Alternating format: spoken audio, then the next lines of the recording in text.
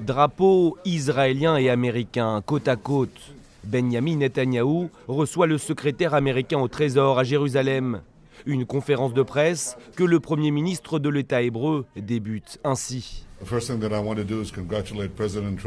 La première chose que je veux faire, c'est féliciter le président Trump, les forces armées des États-Unis et le peuple américain pour cette opération réussie contre Baghdadi.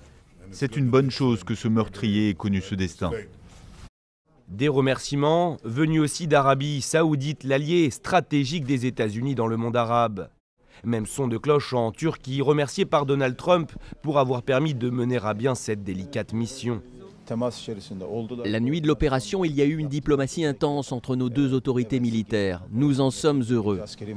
Membre de la coalition internationale qui lutte contre le groupe État islamique depuis 2014 et victime toutes deux de multiples attaques djihadistes sur leur sol, l'Australie et l'Allemagne l'assurent, le combat est encore loin d'être fini.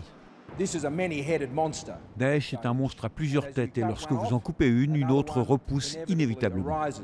Cela ne signifie pas que la lutte contre le groupe État islamique est terminée. Des propos qui font écho à ceux du ministre français des Affaires étrangères Jean-Yves Le Drian et ceux du Premier ministre britannique Boris Johnson. À Moscou aussi, l'heure est toujours à la prudence. Même si le Kremlin le reconnaît, la mort du chef du groupe État islamique serait une sérieuse contribution de Donald Trump à la lutte contre le terrorisme international.